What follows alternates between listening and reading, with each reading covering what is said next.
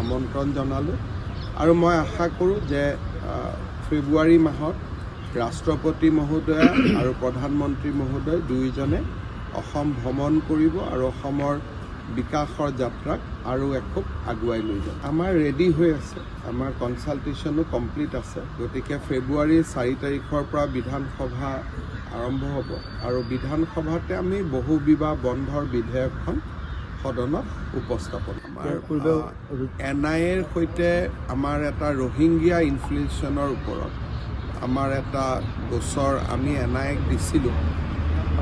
ত্ৰিপুৰা অসম হৈ ৰোহিংগীয়া ভাৰতলৈ আহে, সেই সংক্ৰান্তত 44টা স্থানত তেওঁলোকে ৰেইড কৰিছিলে, বহুতখিনি এৰেষ্ট হৈছিলে। তাৰ ওপৰত তেখেতে মোক অলপ ব্ৰিফিং কৰিলে। IBৰ ডিৰেক্টৰ অসমৰ হয় তপন ডেকা ডাঙৰীয়া, অসমত দিল্লীত আহিলে তেওঁক মই সৌজন্যমূলক সাক্ষাৎ কৰোঁ। তেওঁৰ লগত বিশেষ চৰকাৰী কথা বতৰা পতা নহয়, ঘৰুৱা সম্বন্ধ যিটো সেইটোৰ ওপৰতে কথা বতৰা পতা। কেইজনমান আলফাৰ যুৱকে কেইটামান গ্ৰেনেড লৈ অসমত প্ৰৱেশ কৰাৰ বাতৰি আমাৰ আছে, কিন্তু তাৰ ভিতৰত কেইবাজনেও আহি গ্ৰেনেডকেইটা জমা দিছে। কেইজনমান পুলিচৰ লগত যোগাযোগ কৰি আত্মসমৰ্পণো কৰিছে আৰু মই ভাবোঁ যে ঠিক আছে, এনেকুৱাটো আমাৰ অসমত দুই এটা চলি থাকে, কিন্তু আচল এই মাহৰ ভিতৰতে আমাৰ প্ৰচেষ্টা আছে যে প্ৰ'টক আলফাৰ লগত চুক্তি স্বাক্ষৰ কৰা আৰু প্ৰ'টক আলফাৰ লগত চুক্তি স্বাক্ষৰ হোৱাৰ পিছত আলফা স্বাধীনৰ সৈতে আলোচনাৰ প্ৰক্ৰিয়াটোক আগবঢ়াই লৈ যোৱাৰ বাবে আমি চিৰিয়াছলি প্ৰচেষ্টা হাতত। তেখেতে কিবা কিবি কৈ থাকিব, কিন্তু মই এতিয়া নেক্সট টাইম কথা হ'লে সুধিম কি আছিল কি নাই। কিন্তু বিষয়টো এনেকুৱা যে আল্টিমেটলি সকলোৱে বুজি পাব লাগে, বিশেষকৈ পৰেশ বৰুৱা ডাঙৰীয়াই, যে অসমত যিমানে এইবিলাক কাম হ'ব আকৌ অসমখন পিছুৱাই যাব। 2টা বা 3টা গ্ৰেনেড মাৰিলেতো অসম স্বাধীন নহয়, কিন্তু অসমৰ ক্ষতিটোতো হ'ব। সেইকাৰণে মই আশা কৰোঁ যে এটা অসমত পৰিৱেশ আৰম্ভ হৈছে, এতিয়া ডাঙৰ ইনভেষ্টমেণ্টবিলাকৰ আলোচনা হৈছে। এইবিলাক ঘটনাই আকৌ অসমখনৰ উন্নতিটোৱে ৰখাই দিব আৰুতো তাৰ বাদেতো একো নহয়। সেইকাৰণে মই এটাই ক'ম যে নিজৰ জননী জন্মভূমিৰ ওপৰত কোনে বোম মাৰে, সেইটোতো নহয়। গতিকে কাৰোবাক কোনোবাই বেয়া পাইছে, এইটো ব্যক্তিগত কাজিয়া, সেইটো চলি থাকক, সেইটোৰ লগত আমাৰ কথা নাই। কিন্তু অসমখনত আৰু এইবিলাক কৰিব গ'লে কি লাভ?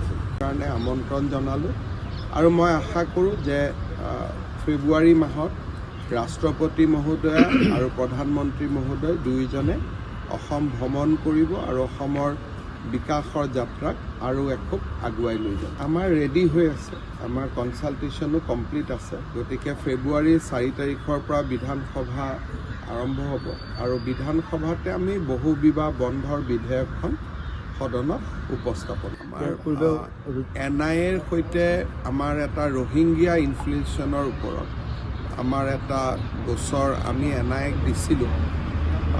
ত্ৰিপুৰা অসম হৈ ৰোহিংগীয়া ভাৰতলৈ আহে, সেই সংক্ৰান্তত 44টা স্থানত তেওঁলোকে ৰেইড কৰিছিলে, বহুতখিনি এৰেষ্ট হৈছিলে।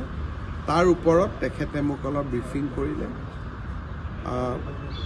IBৰ ডিৰেক্টৰ অসমৰ হয় তপন ডেকা ডাঙৰীয়া, অসমত দিল্লীত আহিলে তেওঁক মই সৌজন্যমূলক সাক্ষাৎ কৰোঁ। তেওঁৰ লগত বিশেষ চৰকাৰী কথা বতৰা পতা নহয়, ঘৰুৱা সম্বন্ধ যিটো সেইটোৰ ওপৰতে কথা বতৰা পতা।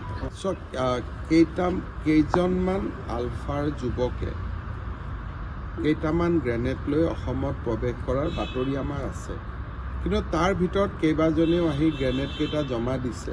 কেইজনমান পুলিচৰ লগত যোগাযোগ কৰি আত্মসমৰ্পণো কৰিছে আৰু মই ভাবোঁ যে ঠিক আছে, এনেকুৱাটো আমাৰ অসমত দুই এটা চলি থাকে, কিন্তু আচল এই মাহৰ ভিতৰতে আমাৰ প্ৰচেষ্টা আছে যে প্ৰ'টক আলফাৰ লগত চুক্তি স্বাক্ষৰ কৰা আৰু প্ৰ'টক আলফাৰ লগত চুক্তি স্বাক্ষৰ হোৱাৰ পিছত আলফা স্বাধীনৰ সৈতে আলোচনাৰ প্ৰক্ৰিয়াটোক আগবঢ়াই লৈ যোৱাৰ বাবে আমি চিৰিয়াছলি প্ৰচেষ্টা হাতত।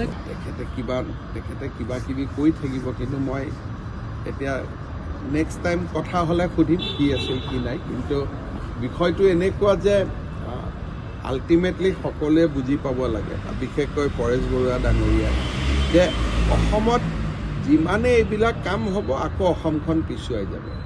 2টা বা 3টা গ্ৰেনেড মাৰিলেতো অসম স্বাধীন নহয়, কিন্তু অসমৰ ক্ষতিটোতো হ'ব। সেইকাৰণে মই আশা কৰোঁ যে এটা অসমত পৰিৱেশ আৰম্ভ হৈছে, এতিয়া ডাঙৰ ইনভেষ্টমেণ্টবিলাকৰ আলোচনা হৈছে। এইবিলাক ঘটনাই আকৌ অসমখনৰ উন্নতিটোৱে ৰখাই দিব, আৰুতো তাৰ বাদেতো একো নহয়। সেইকাৰণে মই এটাই ক'ম যে নিজৰ জননী জন্মভূমিৰ ওপৰত কোনে বোম মাৰে, সেইটোতো নহয়। গতিকে কাৰোবাক কোনোবাই বেয়া পাইছে, এইটো ব্যক্তিগত কাজিয়া, সেইটো চলি থাকক, সেইটোৰ লগত আমাৰ কথা নাই। কিন্তু অসমখনত আৰু এইবিলাক কৰিব গ'লে কি লাভ?